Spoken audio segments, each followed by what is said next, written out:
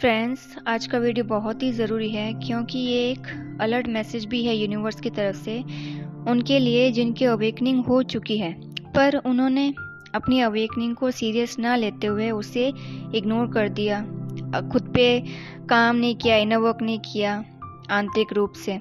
तो जो अपनी अवेकनिंग को इग्नोर कर देते हैं, खुद पे वर्क नहीं करते हैं, उनके साथ बाद में अवेकनिंग के बाद में क्या क्या होता है, क्या क्या घटनाएं होती हैं उनके साथ। नमस्ते दोस्तों, मेरा नाम है भावना और ये है मेरा चैनल अर्धनारीश्वर एक आत्मिक यात्रा।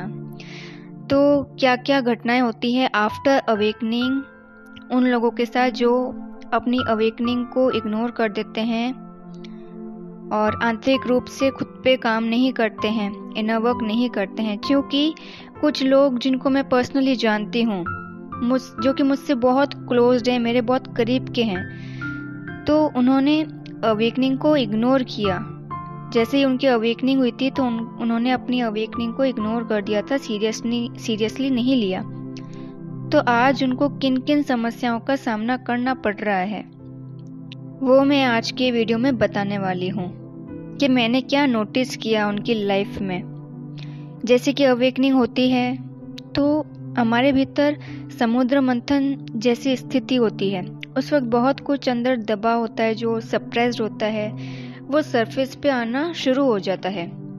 किसी बात या व्यक्ति को लेके दबा हुआ फियर, या किसी व्यक्ति को आपने देखा, आप बहुत ज़्यादा अट्रैक्ट हुए उस व्यक्ति से, तो आपकी उस व्यक्ति को पाने की जो डिज़ायर होती है, डीपेस्ट डिज़ायर, वो सरफेस पे आ जाती है। आपको कोई होश नहीं रहता है, कोई सूझ नहीं रहती है।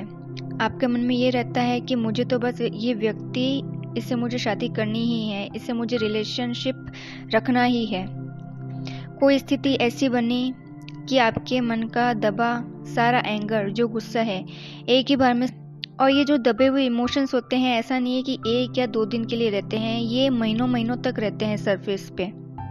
तो ऐसे बहुत कुछ इमोशंस दबे होते हैं जो अवेकनिंग होते ही, ट्रिगर होते ही सरफेस पे आने शुरू हो जाते हैं।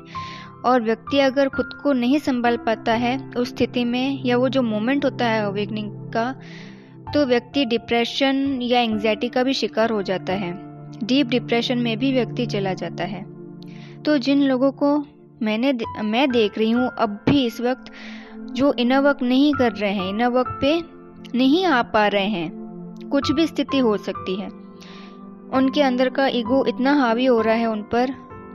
मतलब मैंने बहुत समझाया उन लोगों को कि अगर इनर वर्क को सीरियसली नहीं लिया तो जो परिणाम होगा वो बहुत ही नुकसानदायक हो सकता है। बहुत बड़ा खामियाजा उनको भुगतना पड़ेगा, और वो खामियाजा भुगत भी रहे हैं।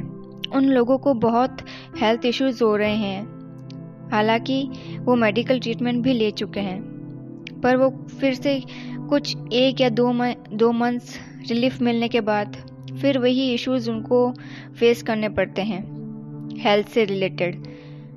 और हेल्थ इश्यूज भी माइनर नहीं होते हैं, मेजर हैं। इंटरनली बॉडी में जो डिजीज होती हैं, जो बड़े रोग होते हैं, उनसे वो गुजर रहे हैं, उनसे वो सफ़र कर रहे हैं। इसके अलावा वो अपनी लाइफ में फाइनेंशियल लॉसेस को भी फेस कर रहे हैं। बहुत दिक्कतों का सामना करना पड़ रहा है आर्थिक रूप से। उनके पास उतना ही है जिससे वो अपनी बेसिक नीड्स को पूरा कर पाए। ऐसे लोगों के अपने ही परिवार वालों से या करीबियों से अनबन बढ़ जाती है, रिश्ते एक एक कर टूटने लग जाते हैं, या डिप्रेशन के कारण उनकी मानसिक स्थिति इतनी बुरी हो चुकी है जिस कारण वो डिफेम हो रहे हैं, बदनाम हो रहे हैं चारों तरफ। और ऐसे लोग तभी इनर वर्क को सीरियस लेते हैं जब उस सिचुएशन में खुद को बिल्कुल भी संभाल नहीं पाते हैं, जब सिचुएशन आउट ऑफ कंट्रोल हो जाती है। मतलब जब लोग इनको सलाह दे रहे होते हैं, समझा रहे होते हैं, तब ये किसी की नहीं सुनते, सिर्फ अपनी ही करते हैं। अंदर से इतने हठी होते हैं, जिद्दी होते हैं। पर जब ये अब खुद आगे आ रहे हैं लोगों से मदद मांगने के लिए, तब कोई भी व्यक्ति आगे नहीं आ रहा है इनकी हेल्प के लिए। और ये मैं खुद उनकी लाइफ में देख रही हूँ, ऑब्जर्व कर रही हूँ। ये ऐसे व्यक्ति अब बिल्कुल अकेले पड़ चुके हैं। कोई भी आगे नहीं आ रहा है इनकी तकलीफ को सुनने के लिए। और कुछ केसेस ऐसे भी हैं जहां मैंने 1 या 1.5 घंटे जिनके सेशंस लिए हैं पर्सनली जिन लोगों के, और फिर उनका जो फीडबैक होता है लोगों का, और तुरंत सेशन के बाद वो लाइट फील करते हैं। वो बोलते भी कि हम बहुत ज़्यादा लाइट फील कर रहे हैं। दिमाग में जो भी विचारों का आना जाना रहता है, हौच-पौच लगी रहती है, जो उनकी मेंटल चैटरिंग थी वो अब शांत हो चुकी है। उन्होंने कहा कि अब शांत, हम पीस फील कर रहे हैं। तो शुरू के दिनों में वो जो पीस फील कर रहे होते हैं उनको लगने लगता है कि वो अब पूरे बैलेंस हो चुके हैं। वो जो थोड़ा बहुत पीस हो रहा है उनको ऐसा लग रहा है कि नहीं, अब हम बैलेंस्ड हैं। तो उसी पीस को वो परमानेंट पीस भी समझ लेते हैं जो अनंत तक रहती है। जो लोग 1 या 2 महीने इनर वर्क कर चुके हैं और अब उनको ऐसा लग रहा है कि वो पीस में आ चुके हैं, अगर उनको ये लग रहा है, ऐसा थॉट है कि अब वो बैलेंस्ड हो चुके हैं और अब और ज़्यादा इनर वर्क करने की उनको ज़रूरत नहीं है, तो मैं उनको सतर्क कर दूं कि वो गलत सोच रहे हैं। ऐसा नहीं है। यहाँ मैं इसको क्लियर कर देती हूँ कि एक व्यक्ति जब सालों सालों तक कीचड़ में ही रह रहा होता है और अचानक से कोई उसको उस कीचड़ से बाहर निकालता है, तो कीचड़ से बाहर आने पर तो किसको अच्छा नहीं लगेगा। अगर एकदम से उसको कोई कीचड़ से हाथ दे के बाहर निकाले, उसको अच्छा ही लगेगा। पर वो व्यक्ति ये भूल जाता है कि कीचड़ अभी भी उसके शरीर पर लगा हुआ है, उसका पूरा शुद्धिकरण नहीं हुआ है। पूरा शुद्धिकरण तो तभी होता जब कीचड़ वो अपने शरीर से भी साफ कर ले। तो जो लॉन्ग जो प्रोसेस होता है हीलिंग का, उसमें हमको पैटर्न्स तोड़ने होते हैं। हमारा जो डीएनए करप्ट होता है, जो स्टैग्नेंट एनर्जी होती है चक्रास की, उसको पूरा क्लींस करना पड़ता है। हमारे जो सबकॉन्शियस बिलीव्स होते हैं, जो सबकॉन्शियस माइंड होता है पूरा, उसको हील करना होता है। पूरी सोल क्लींजिंग करनी होती है। जो कर्मास होते हैं हमारे जन्मों जन्मों तक के, वो कर्मा हमें रिलीज करने होते हैं मैरिज।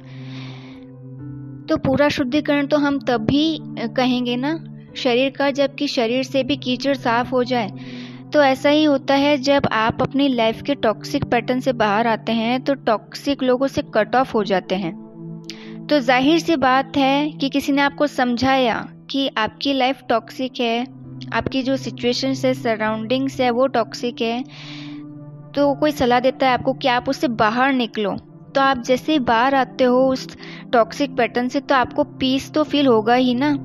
पर इतने लॉन्ग पीरियड तक आप टॉक्सिक साइकिल में फंसे रहे, जिन भी लोगों के साथ रहे, ठीक है ना, उनका जो टॉक्सिक थॉट होगा, बिलीफ होंगे, वो आप में भी आए होंगे, ट्रांसफर हुए होंगे। जो भी उनकी एनर्जी रही होगी, टॉक्सिक एनर्जी रही होगी, तो उनके टॉक्सिक एनर्जी से आपके माइंड, आपके चक्रा सिस्टम में भी ब्लॉक्स क्रिएट हो जाते हैं। डार्क एनर्जी फंस जाती है, वो फंसी होती है आपके चक्रास में, तो उसे भी क्लींस करना होता है। तब जाके आत्मिक रूप से आपका पूरा शुद्धिकरण हो पाता है। ये तो हो नहीं सकता ना कि कीचड़ से बाहर आ जाए, पर सोच के बैठे हैं कि शरीर को साफ करना ही नहीं है। कौन कीचड़ से भरे शरीर के साथ इधर उधर घूमना पसंद करेगा। तो टॉक्सिक पैटर्न से बाहर आ गए, अच्छी बात है, पर आत्मा का भी शुद्धिकरण उतना ही जरूरी है। आपके चक्रास क्लींस होने जरूरी है, आपका सबकॉन्शियस माइंड क्लींस होना जरूरी है। आप जितने भी विचार हैं आपके, आप दिन भर में सोचते हो, आप कितना पॉजिटिव सोचते हैं, वो भी निर्भर करता है। तो मेडिटेशन और चक्रास क्लींजिंग, इसको इग्नोर मत कीजिए। एक व्यक्ति को हील होने के लिए कम से कम 2 या 3 साल लगते ही हैं, और वो ज़रूरी है। और 2-3 साल प्रॉपर इनर वर्क करके जब आप हील हो जाते हैं, उसके बाद जाके आप बैलेंस्ड होते हैं। उसके बाद जो पीस आप फील करते हैं वो स्थायी होता है, वो परमानेंट होता है। लाइफ में अप्स एंड डाउन्स आते रहेंगे, मुश्किलें फिर भी आती रहेंगी, पर फिर भी जो वो आंतरिक शांति होती है उस पर कोई फर्क नहीं पड़ता है। बाहर की स्थिति का उस आंतरिक स्थिति पर कोई फर्क नहीं पड़ेगा। आप ऑलवेज बैलेंस्ड फील करेंगे और पीस फील करेंगे अपने अंदर। तो दोस्तों, यूनिवर्स के इस गाइडेंस को इग्नोर मत कीजिएगा और लॉन्ग वीडियोस को भी इग्नोर मत कीजिए। और जो व्यक्ति इग्नोर कर रहे हैं, जो लोग इग्नोर कर रहे हैं, वो ट्रिगर हो रहे हैं जो भी वीडियो में सुनते हैं। जो व्यक्ति अनहील्ड होता है वही सच को सुन नहीं पाता है। और जो ठान के बैठ गए हैं कि इन्हें वो करना ही है, वो खुद के साथ दूसरों तक वीडियो शेयर करते हैं क्योंकि उनकी अवेकनिंग ट्रिगर हो चुकी है। और आध्यात्मिक प्रगति के लिए देखा देखी मत करिए कि कौन इनर वर्क करता है आज के टाइम पे, कौन नहीं कर रहा है, कितने कर रहे हैं, कितने नहीं कर रहे हैं, किन किन को आध्यात्मिक बातों से फर्क पड़ रहा है, किसको नहीं पड़ रहा है। आपकी जर्नी है, आप अपनी जर्नी पे ध्यान लगाइए, खुद पे ध्यान लगाइए।